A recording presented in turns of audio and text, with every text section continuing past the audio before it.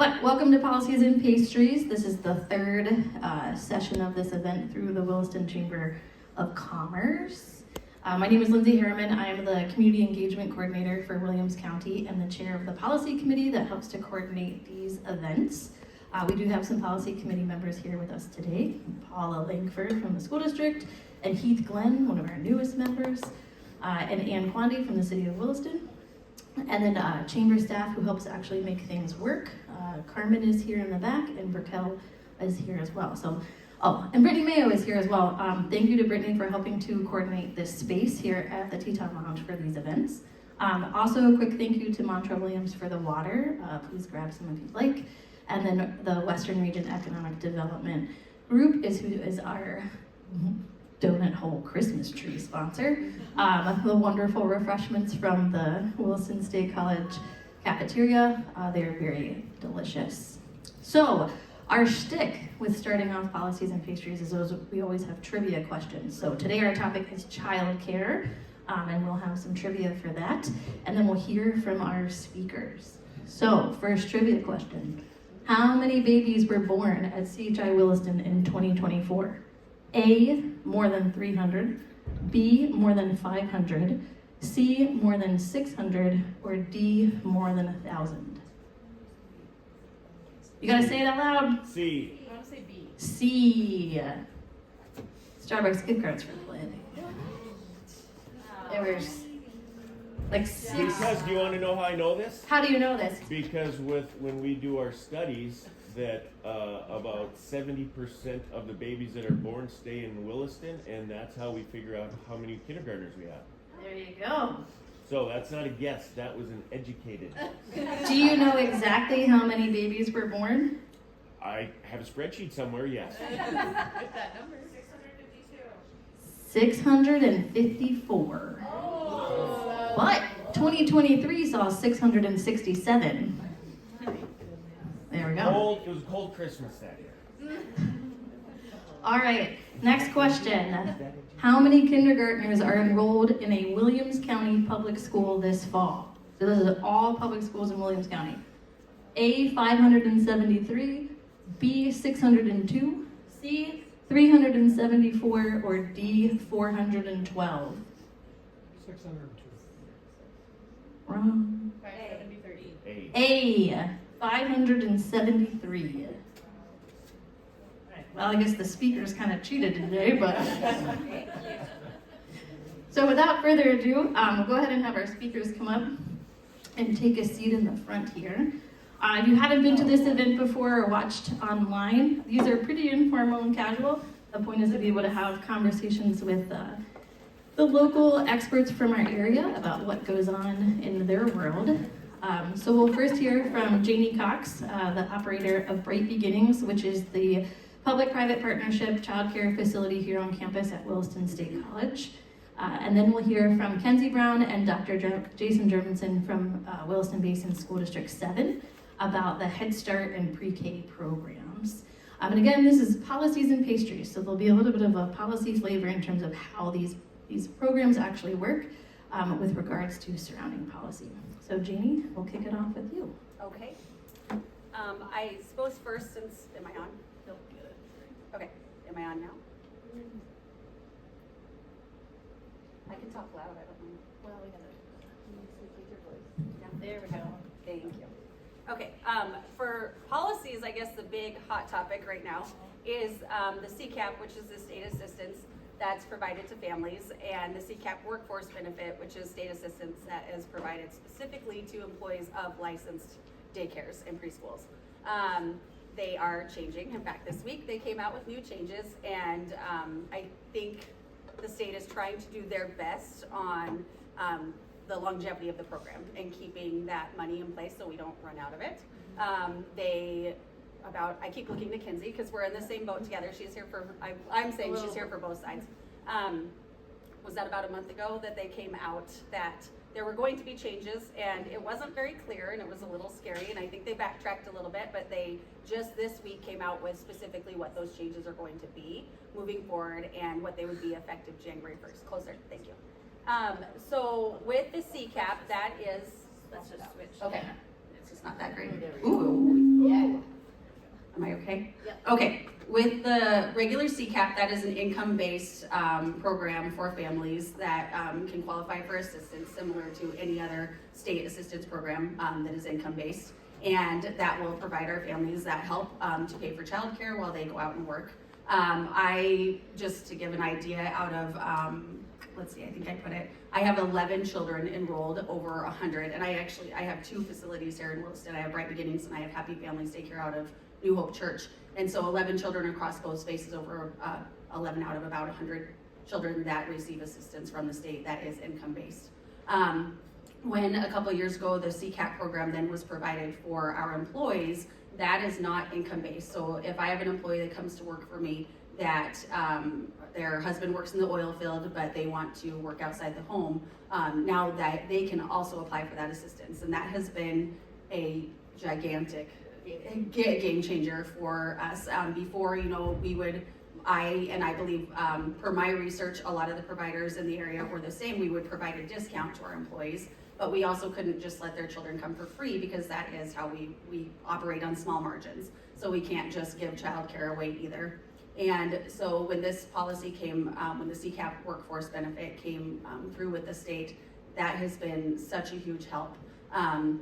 And so now that I have employees that can come work for me, and the state will help pay for the childcare costs for them to be an employee. And for example, I have one employee that told me when she came to work for me, it was right after that program started, and she said, I would have stayed home because the amount of money she would have made then paying for childcare at the same time wasn't worth it. She could afford to stay home. But since this program was introduced, then it would help pay for childcare costs. She could make some income. Her child could be in childcare, and they could benefit from that program across the board. And what I want to point out, and I think other providers definitely have put out that they feel the same, is that those end up being some of our best employees. When a mom wants to work outside the house and this has been the biggest blessing of my life too, is to be able to work with my kids. I was able to have a career and have my kids there until they went to school and be with them every day, and those moms are able to do the same thing and work and be able to afford for their child to go to childcare.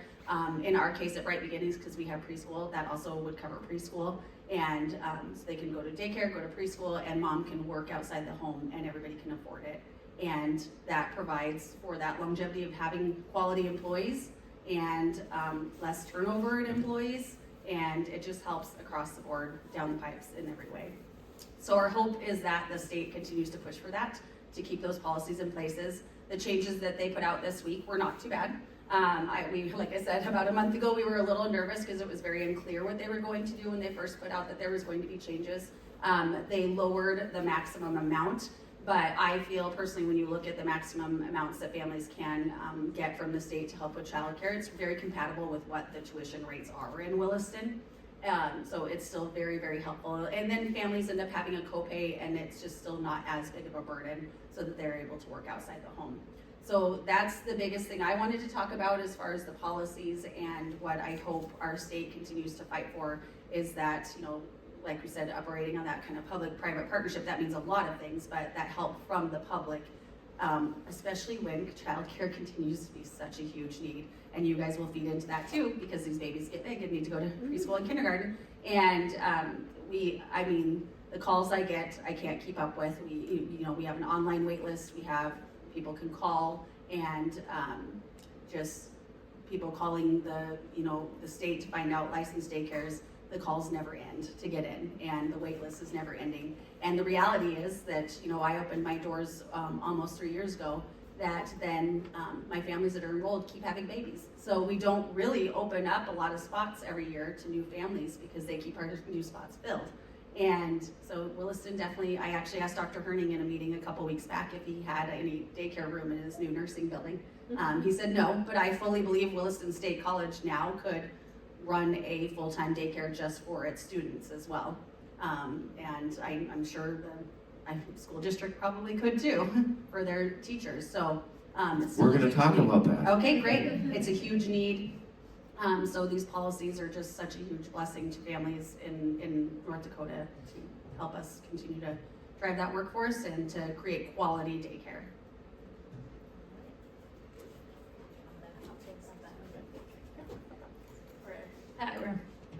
That's okay. All right, thank you, Janie, for providing that. And two, just in reference of those changes that had come out, I think they were yesterday. Yep. It was yesterday. They also added a wait list for the CCAP program, Yes, which yeah. hadn't existed before as well.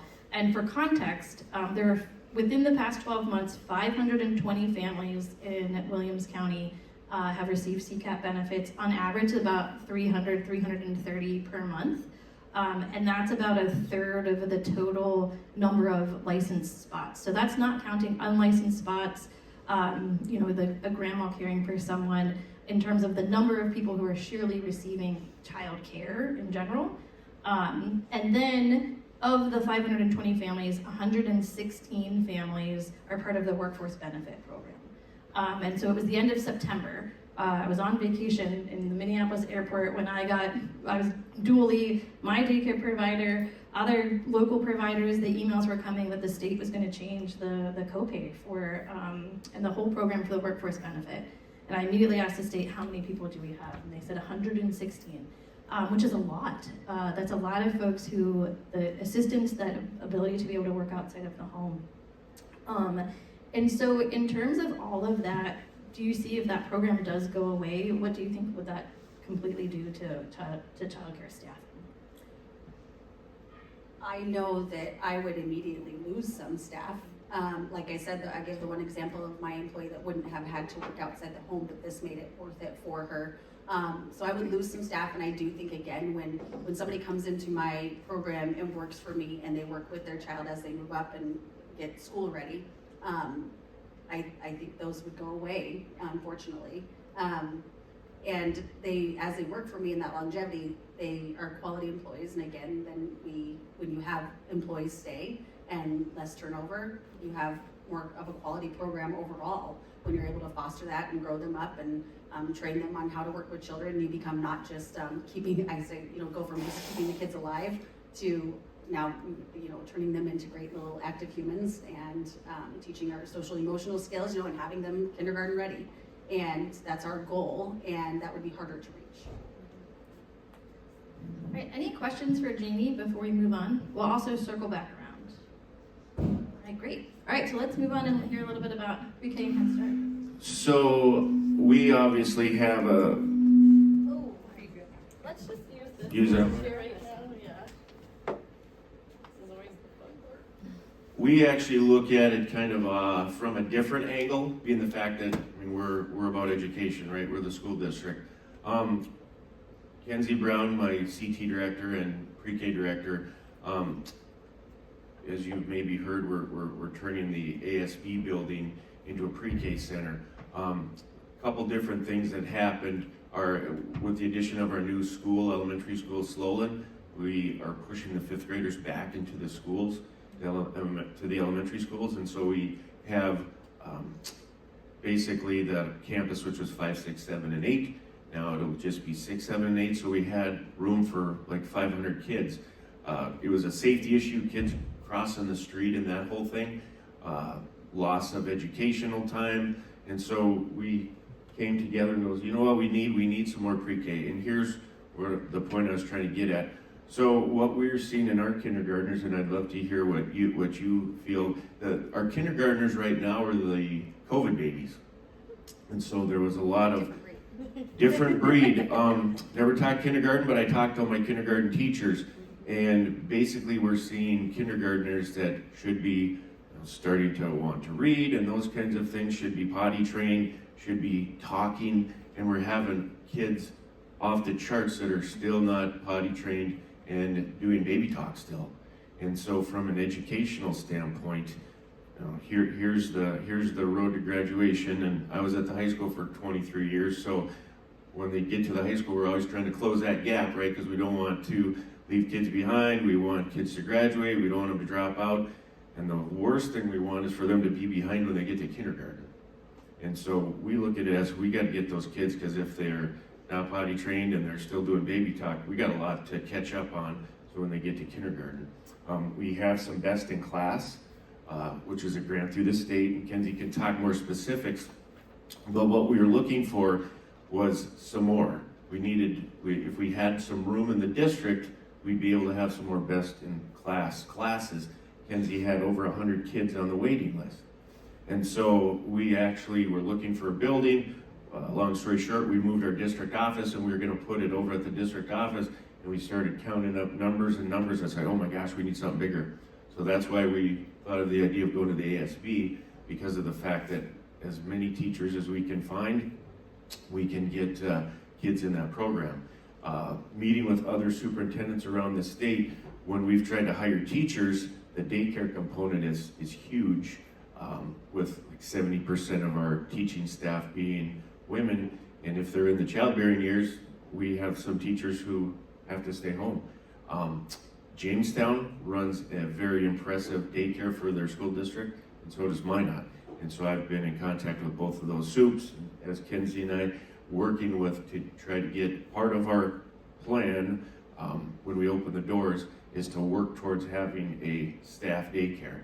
Kenzie can talk about, we have with our CTE, our career technical education, we have kids that will train to be that early childhood, taking the class, doing some practicums there, and work their way in, because as we know, there's unlimited numbers that we could have.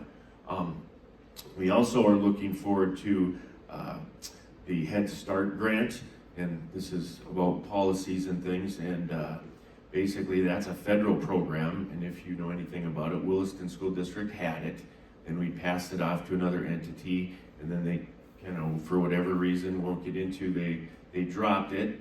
And so that is a federally funded program that helps these kids that we're talking about, the kids that are behind the socioeconomic on the lower level. And so we're trying to get that back because of the government shutting down and bureaucratic red tape.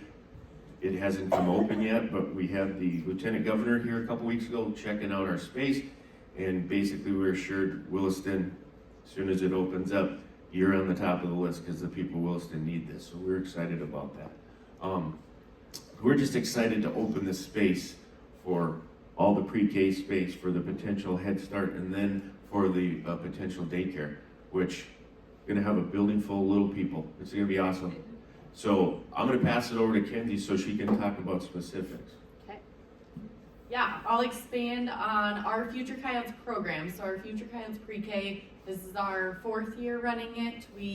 There was 2 classrooms open at the Bakken, so we put them in there at first, and then we still have those classrooms, and then a couple at Lewis and Clark, and then we have our ECSE, Early Childhood Special Ed classrooms spread throughout the district wherever we had room to put those little ones, so they will all be at ASB, which is really exciting because that's never happened before. And those ECSE needs to be around their same age peers, so that's going to be huge for their development as well. And then the services they provide, if you've been in ASB, you know it's a really cool designed building for innovation, and it's also perfect for childcare and early education learning, because they can do breakout sessions, they can do a lot of our kids receive speech services, occupational therapy services, so they'll be able to do that in the building without having to leave, without parents having to come pick them up, so that's exciting. Our Future Coyotes program, our best in class classrooms, we run from 9 a.m. to 2 p.m. We open it up first for low income families. They get first priority, or a student on an IEP that has already got an IEP in place, so they get first choice, and then we open it up for our Williston Basin staff. So once those are open, those spots are full. It fills up so quick. We open it at 8 a.m. Monday after spring break, which I think is the plan again this year, and they just come in so fast that you can't even keep up. So we did end up closing it at 100 on the wait list, and we were able to get some kiddos in as people move over the summer and stuff, but yeah, it's just full and we can't keep up. So hopefully that'll help. Same in the childcare world. We all just have wait lists and calls every day, and it's sad and it's scary when people are moving here and they are used to having options and they don't know what it's like, and just trying to get in. So, and a lot of states have public preschool funding. I think that our state best in class was kind of a way to supplement that and then get into some early childhood education funding. So hopefully that's still coming for public education. And then to expand on the CTE side of things, I'm CTE director, which is really fun, at our new center up at the high school. And we started our education pathway this year. So we have an education exploration class that if students are interested in education or teaching or childcare, we put them in that class first as freshmen, sophomores, where they can explore. And then we have an introduction to teaching, which is actually a dual credit class through WSC, but it's taught on our campus with one of our teachers. So they're getting in class, they don't have to leave the high school, which is great. It's a long ways up there, so we want to keep them. And then in the afternoons, they're working as paras, they're working at childcare centers, whatever they're interested in to get that work-based learning experience, which they also get class credit for. So really, they could be going to class the first half of the day and then working the second half, so they can get paid, they can get experience, and we need paras in our school too, so it's a win-win for everyone. And then we send them off to Janie and the college, and then they can keep going on that education pathway. So that's one thing we're excited about. Last year, the CTE board approved funding 100% reimbursement for the education pathway because we need teachers. We're getting a new funding formula next year, so I don't know what that'll look like, but that's been huge for on the policy side of things for funding. Just want to jump in on that. I mean, we talk about trying to get teachers and staff and trying to fill buildings. We're obviously trying to fill slow in our new elementary school. And it's tough to find teachers. As we know, it's tough. It's tough to find teachers across the country, but especially try to get them to move to Northwest or North Dakota, right? So they always talk about growing your own. Well, this is our shot at growing our own. We have high school students who are interested in teaching, early childhood. Let's get them through dual credit, Williston State, and what happens in the educational field. Wherever you student teach, you end up normally trying to stick around because you've obviously lived there, you maybe have a part-time job, and so if we can have those kids staying here, student teaching, boom, we got them hooked, so.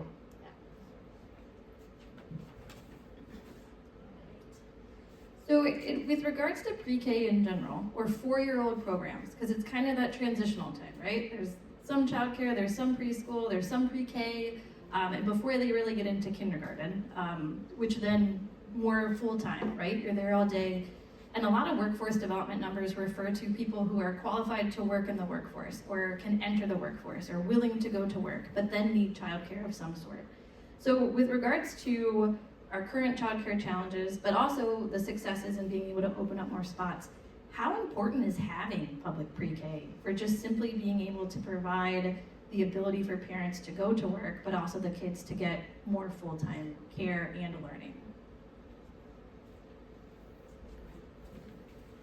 Well, I guess I'll just reiterate about the learning piece, right?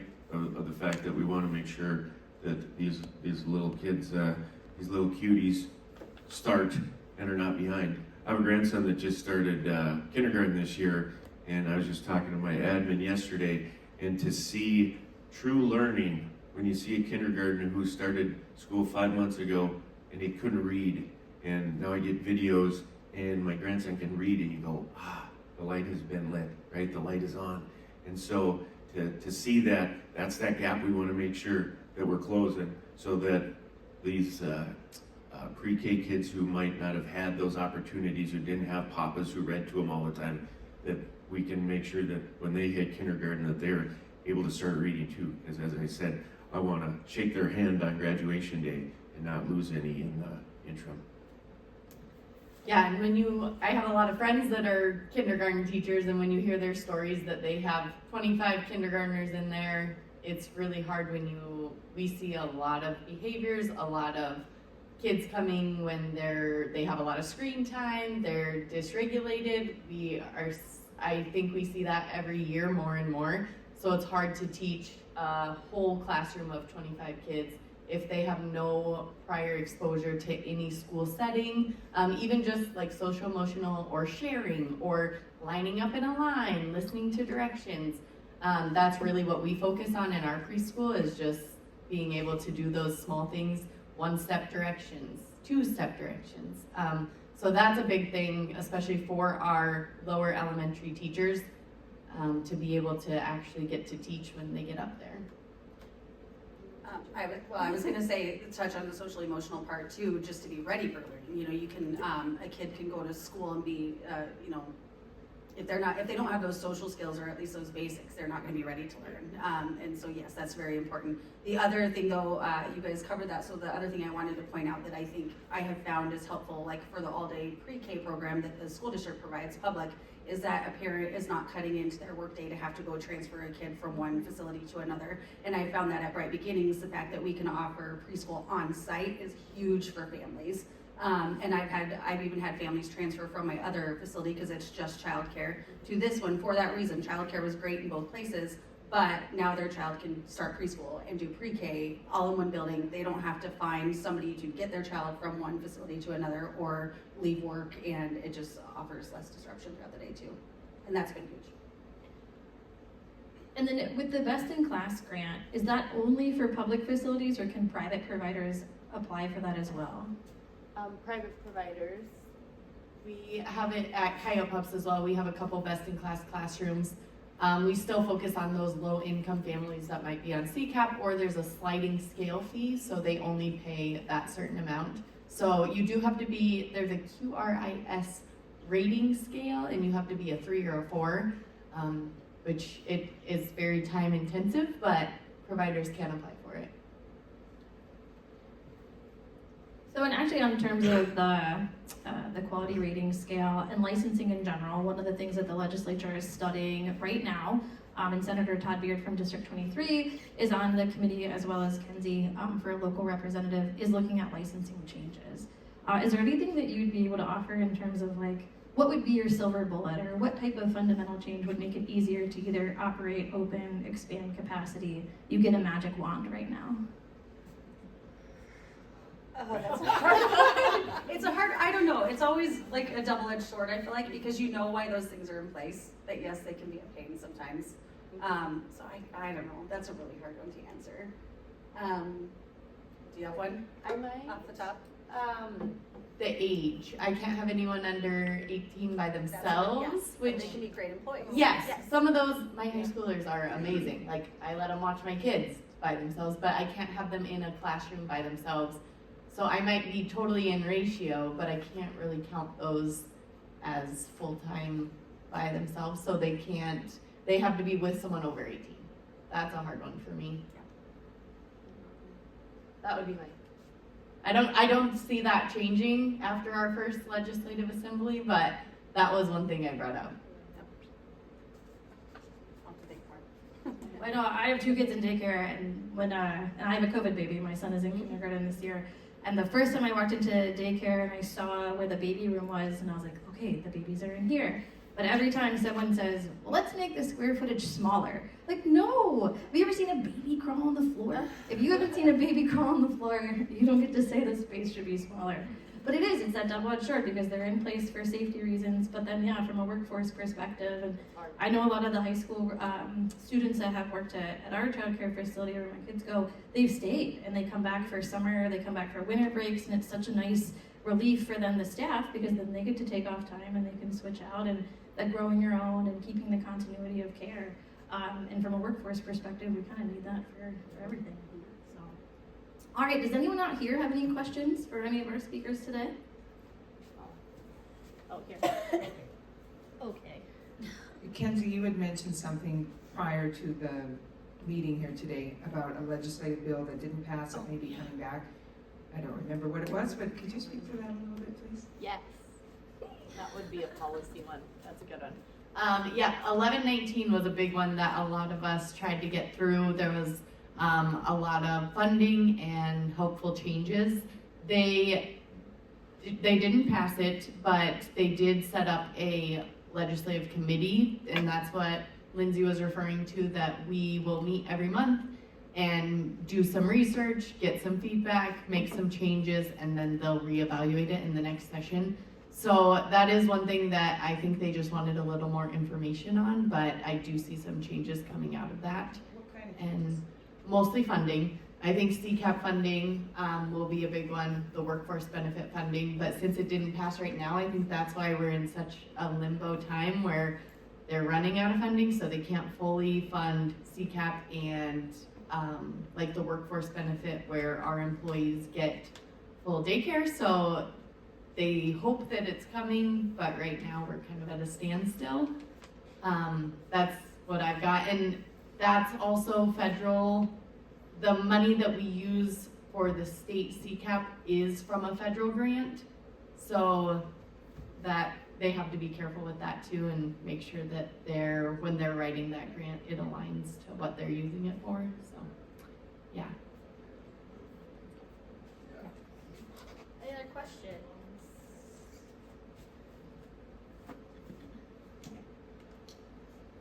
What's the fundamental difference between your pre-K program, your best in class, and the Head Start?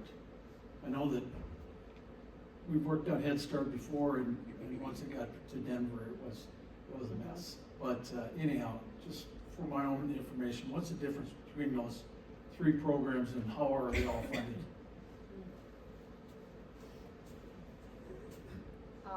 Yeah, Head Start's federal, so that one is a lot of paperwork, a lot of regulations, a lot of just a lot more work than I would say state-funded programs. That when we have like our best in class programs, all of my teachers have a coach, and she lives in Dickinson, so she's up here at least once or twice a month that is coaching them through. We use specific curriculum, like teaching strategies curriculum, where they have to document everything. So the best in class is a lot of paperwork on that side, but it's not federal paperwork that is a little more time consuming and takes more time to receive back.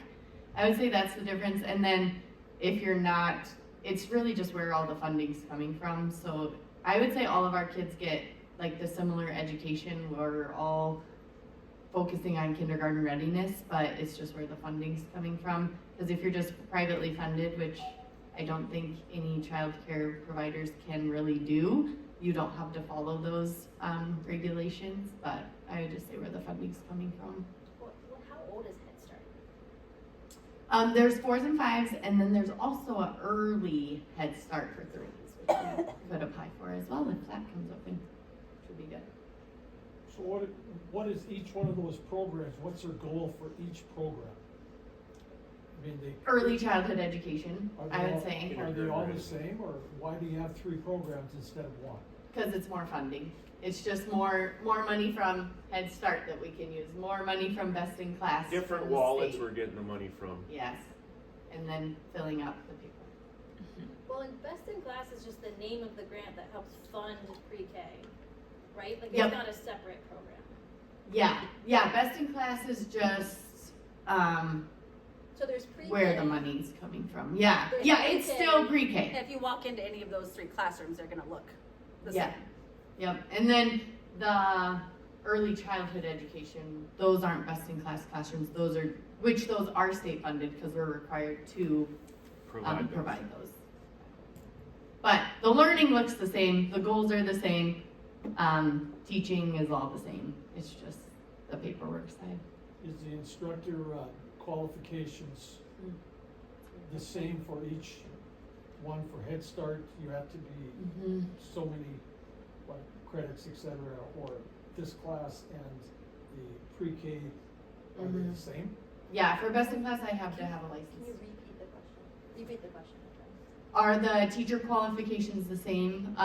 They are gonna be the same we have to have a licensed teacher in there. We have to make sure they're continuing on with their, like I had one of my preschool teachers was K through 12, so she had to go back and get her early childhood to do pre-K, yeah. Which it's not hard, but. For the early childhood special education, do they need a special education for those ones? Yes. And I know that's not. Yeah. Can you repeat the question? Yep, they special ed, our early childhood special ed will have to have a special ed degree. And WillMac oversees those areas. Wilmac, which is our special ed unit, Williams County, McKenzie, they do all, Sean Huss is the director, they do the special ed. So yes, they're licensed special ed teachers, because they're working on, if you're in the ECSC, the special ed preschool, obviously there's some added challenges, so they're working on additional things to help them. So then too, from a workforce perspective and that teacher qualification element, are there any programs, incentives, class credit funding mechanisms for either childcare providers or early education students to be able to become licensed or just to increase their qualifications? As far as funding? I don't think funding, things can align. Like for example, I do have Williston State College students that work for me that are going into education. And for example, like their CPR for state certifications, they can get in a college class that's required for college, but it's also required for licensing. That would be a way it aligns. But as far as funding goes, I don't believe so. The only other route would possibly be, we're required to do so many online training hours every year for just our childcare licensing. So if a student is doing like early childhood ed classes, we can get those qualified to count as their licensing hours, but it also doesn't go the other way, if that makes sense. So a little bit, but not a lot. Anything else? Yeah. And then, does North Dakota have any loan repayment programs for teachers? Like if they get their degree here, stay here for 5 years, then there's loan forgiveness? Does that expand? So back in the day when I started teaching, there was teacher shortages in math and science, and so there was loan forgiveness programs. Now basically that's been to any teaching program basically can get loan forgiveness. Do they have to go to school here or stay here? It's more of just if you're taking out a loan through like, the Bank of North Dakota, yeah. There's a, yeah, there's a question. Throw it, but that would be fun. You mentioned the K through 12 teaching and licensing, so you could be a kindergarten or first grade teacher with like 10, 20 years experience or retired, but if you wanted to work part-time in preschool or daycare, you need a separate license? Is that... Not daycare. Yeah. But like for our school district preschool. So you could be a kindergarten teacher for 20 years, but you have to go back to get licensed to be a preschool teacher? Depending what their license is, yeah. Like I made my mom come out of retirement last year, actually. They do have a provisional year though, that you can work towards those classes, or a year or two, that they're pretty flexible. But that's the goal, that you're working towards your early childhood credits. I was in that boat because I have an elementary ed degree, but then when I opened up Bright Beginnings and we were going to do preschool, I actually didn't qualify to teach preschool because I didn't have an early childhood ed endorsement, and I hadn't student taught in kindergarten, and so I couldn't have taught the pre-K classes. But one thing I also want to point out, just because of just trying to gather employees, is that we're also in the same pool with childcare and teaching, because to be a qualified director or a childcare center, a licensed childcare center, you have to have a degree. And most of them are education degrees. That's obviously what makes the most sense. So it just, it does make it harder even. So We're fighting over the same people. I know. I was one of your people. All right, any other questions? Usually yell and then. Sure, I'm loud. Okay, thanks. So when we look at ASB, do you guys have some preliminary numbers that you guys are shooting for as you roll out these new classrooms? I think the daycare will be huge in our community, a huge recruitment tool for you guys. What are some of the numbers in terms of maybe how many sections of pre-K are you wanting in that building? And when we talk daycare, what are some initial numbers of kiddos that you guys are looking at maybe housing there? Can you repeat it? Well, right now we have 7 best in class, 4 best in class. 4 best in 7 class, GCSE. 7 ECSE, so there's 11 classrooms right there, right? So we obviously are trying to get more best in class. As far as a number, I couldn't give you a number right now, right? Like a number of kids in there? No, just a number of classrooms or classrooms. class, sections that you're hoping All to the have. classrooms will be full. Yeah, okay. Yeah, I told Kinsey, this is a little joke, right? Because it's housing 5th through 8th grade right now, and the pre-Ks are only this tall, so we can maybe like double decker, so we have more Fit room. more. We can fit more in there. So there might be like 2 levels. That's a joke. There's no fire inspector. Well, let me just, I mean, we could have a building the size of the high school, full of pre-K, right? I mean, what was the number we had up here, 600? What's the number, Kenzie, that you quoted from? 19%. What is that? I want to make sure I get the facts straight, but Well, the Williams County Childcare Aware came out with 19% of the need in Williams County is getting met. is getting met. But it's There's a not couple right. variables. There's a couple variables. there's a couple of areas, but as we know, anecdotally, I mean, It's not right, good. like I said, I could fill this building, you could fill this building in the ARC in the high school, right?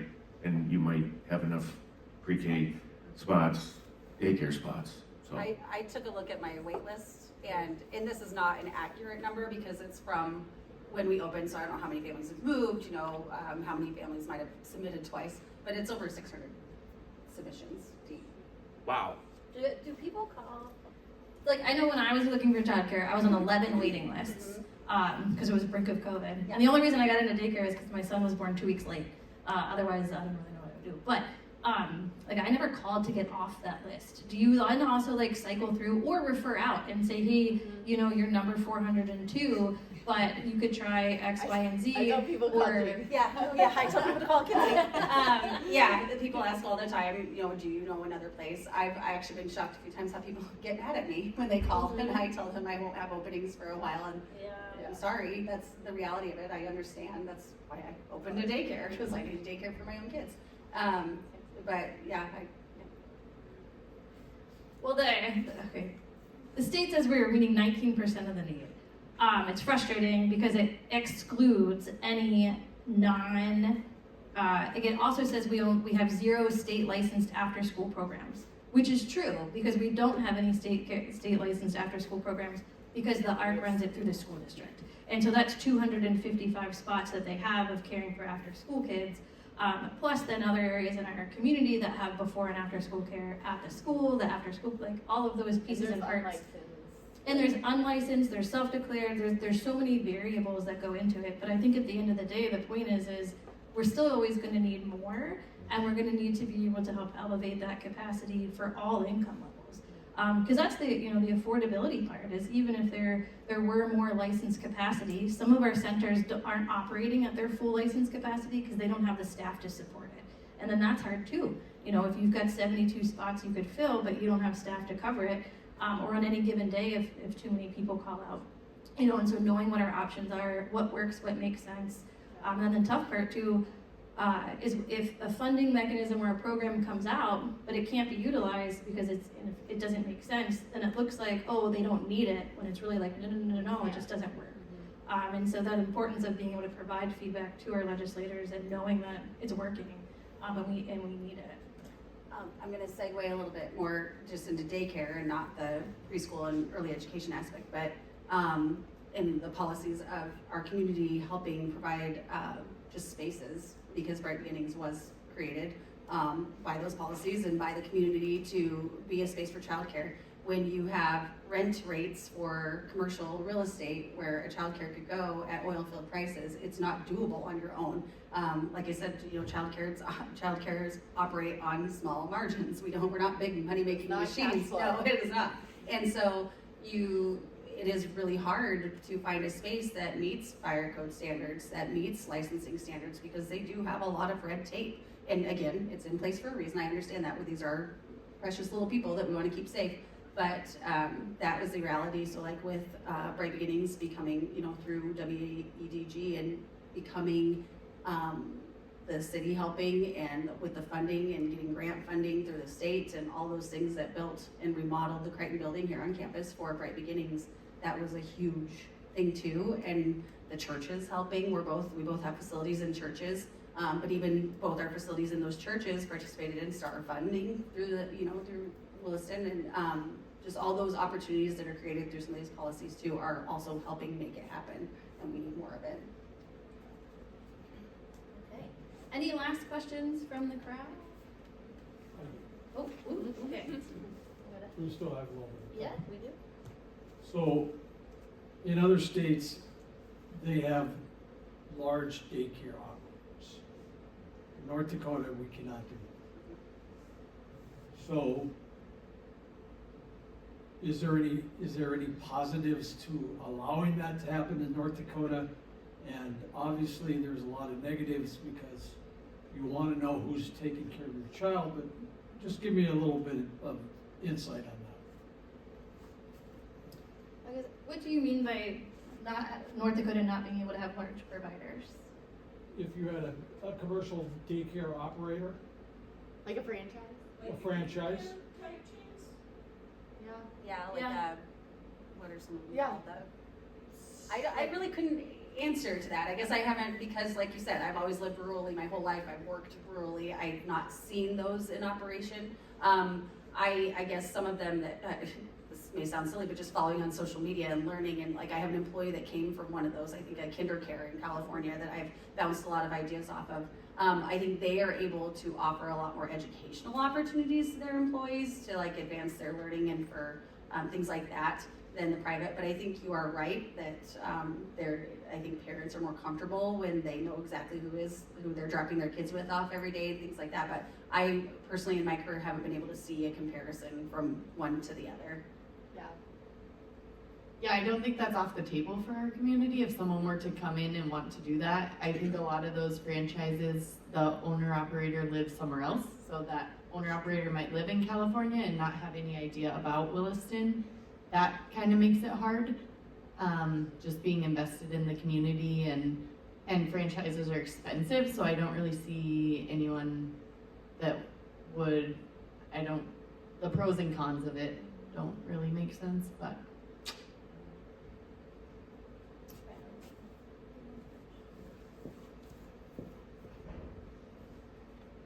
I just had a quick question regarding the ASB building then, with it having been geared for older students. Were there any renovations then that need to be made to make it ready for preschool? You know, when we were working with Bright Beginnings, even they went, you know, bathrooms even were put at a different height for smaller individuals. And then when you say that they need additional accreditation certifications for the preschool, what is the time limit on that then? Does it take them a year to get that? Are they, you know, 8 credits, 10 credits, you know? Is there a lot involved in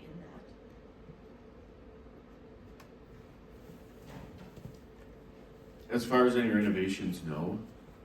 That building obviously was made new like 5 years ago, so it meets all the codes. Everything is great, so there's nothing there. It'll just be the furniture we bring. It'll just be the furniture that we bring in, right? Obviously, we're gonna get rid of the big kid chairs, and we'll bring in little kid chairs.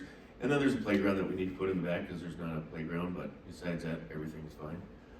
As far as like educational standards and practice boards, they normally give teachers up to 3 years for like provisionals to get your licenses. So even if I have a teacher who moves here from Colorado and they need to get a North Dakota license, they give them a provisional. So the state is very good at working with teachers. Yeah, and it would depend. Like my teacher already had a few early childhood classes that transferred over, so she only had to take a couple. So it would depend if you had some mixed in there with your credential or not. All right, any other questions? You just want to I can just Yeah. So I know that the preschool this year filled up really fast and there was waiting lists. My kid was part of that, but then we could afford to put her in like a little scholars, but I know there's a lot of people that couldn't do something like that. So for next year when she starts kindergarten, she'll be in with the kids that did do preschool, but then there's gonna be a lot of kids that didn't get the preschool that's gonna be starting in her class too. Mm-hmm. How do you guys, like this, I can imagine that all the learning is gonna be the same, but you have brought up that there's some kids that haven't been in this setting, not potty trained yet, don't know how to line up. How are you guys going to, help everybody stay on the same page, not hold the kids that did get to go to preschool back, but then give the kids that didn't get that the chance to be on the same page? That's called differentiation, Uh-huh. differentiating education, and that's why teaching is a tough job. That's what 'Cause you keeps got- me up at night. Because there's 25 little kids and there could be 25 kids at 25 different places. And so we have small groups, we break kids off and that kind of thing, but yeah, that's tough. That's It'll get that's better what we're as trying you to guys- close. Yeah. Yes, it'll get Yeah. better as you guys are opening up more Yes. preschools. More spots. so- Yep. Yes, Yep. but for the next year or two or Mhm. whatever, it's gonna be pretty challenging. Yep, and that's what we've always dealt with. I would say it is getting worse because we're growing so rapidly. Like I said, I think COVID and screen time and behaviors are increasing every year, but that's what it's always been, is half your class comes maybe up here and half the class maybe down here, and you have a bunch, so yeah, closing that gap, but this will definitely help. And I'll come back to what we kind of started with, of offering and being able to provide quality childcare, because even our kids that aren't in the preschool program yet, in those childcare classes, like I said, we're not just trying to keep them alive, we're trying to keep them alive and meet their basic needs, but also start those educational needs too. So that means, like in my center, from the baby room up to the toddler room, up to our 3-year-old room, that we're starting to integrate skills like, it may seem silly, but our toddlers take their own lunch plate to a little bucket on the ground and dump them. And then the next room, they actually dump off the extra contents into the garbage and then put it in the dishwasher. And just kind of building those basic skills even within childcare too. So they're kindergarten ready. All right, any other questions? Okay, Is there any members or what I'm trying to say here, network group for the childcare providers or Yes. for the childcare? Yes, that was always one of all of our dreams, because I'll ask Janie questions all the time. We all get together, but we started a Williston Early Educators Alliance. There's a Facebook page, WEEA, and we have monthly trainings. We got some funding to pay for CPR for employees, which has been really helpful, and then those Growing Futures hours. So it's on Facebook, and if you ask to join, we can let you right in. And it's also a great page where people go on there if they need a question or if they're selling daycare items, or it's just trying to bring all the providers in the community together, because it's a hard job. We all need each other. Yes, we do. right, I'm curious if anyone in the audience from an employer perspective has anything to share with regards to employees being able to or not being able to find childcare, or getting into the preschool or pre-K cycle, just something that they would want to share for our speakers and for discussion points. Everything's great.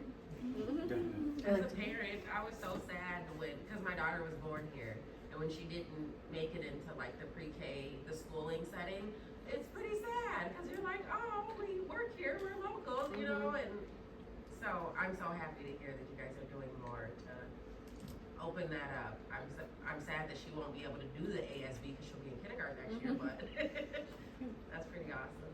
Well, not to only think about workforce recruitment or just people moving to the community or having families, you know, how fast can they find childcare and how fast can they find a house?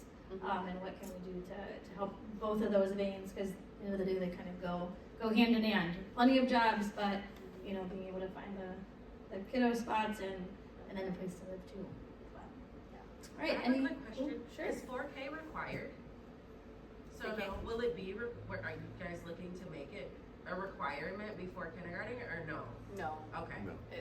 Actually, I guess if someone could just compound on what are the state requirements with regards to pre-K or, you know, in general? There's no like state requirement. Kindergarten's not even required in North Dakota, so you don't have to. So I don't see that change. I would see kindergarten maybe changing, but I don't think preschool is changing. So the required grade is first grade is when they have to? Mhm. Oh. Yeah, especially since it's not public education isn't funded for early childhood. So like this is all funded from the school district and the Best in Class grant. So they couldn't make that a state mandate because we're not funding it to provide it for everyone. That's a good question. But it definitely has changed. I mean, now I've been in childcare 10 years, and my own daughters who now are in 7th and 5th grade, I didn't send them to preschool. They were in daycare, but I felt like they had those basic learning skills. They were kindergarten ready. They had the social skills, the social emotional skills. and I didn't feel the need, and I still don't, I think I made the right choice for them. That has changed. I've always said if I had a different career and started over, I'd do like long-term people studies, because we talked about the COVID babies. It has changed. I don't think there's any way to deny it. So I feel like we are changing the way we approach that. So I think there's a bigger need now for pre-K, even though it's still not a requirement for, like we've been talking about, those kids to get those basic skills to be ready to learn. So I mean, even on that note, with the amount of programmatic development and funding that's gone to the high school level, the trade level, higher education, is it kind of a gap that early education seems to be more difficult to not only obtain, but also to fund? Yes. Yes, but I think Kenzie had mentioned something earlier about, how the state, when the lieutenant governor was here, that I think something is in the works, right? Something is just out there that we may be next session away from starting to see like publicly funded pre-K. So. Let's say I'm from Maryland, where pre-K is a half day mandated, it's part of it. Pre-K is half day, kindergarten's half day, that's how it was, and I didn't know anything different until I moved to the Midwest. And then when I've talked to some legislators who also then didn't know different because it's different in North Dakota, it's, as we have more people who move out of state and education changes, fundamentally needs may change, and being able to adapt to that is important. All right. Any other questions, last thoughts? Very good. All right, well, thank you so much for coming today, and thank you to our speakers. This was great, see? Yes. We just make it up as we go, and we come up with all the answers. But, well, thank you very much, and we will be taking a break from Policies and Pastries in January, and so our next one will be the first Thursday in February, and the topic will be energy. And we hope to have someone from the North Dakota Petroleum Council coming to address the group for that. So if we can give our speakers a hand, though.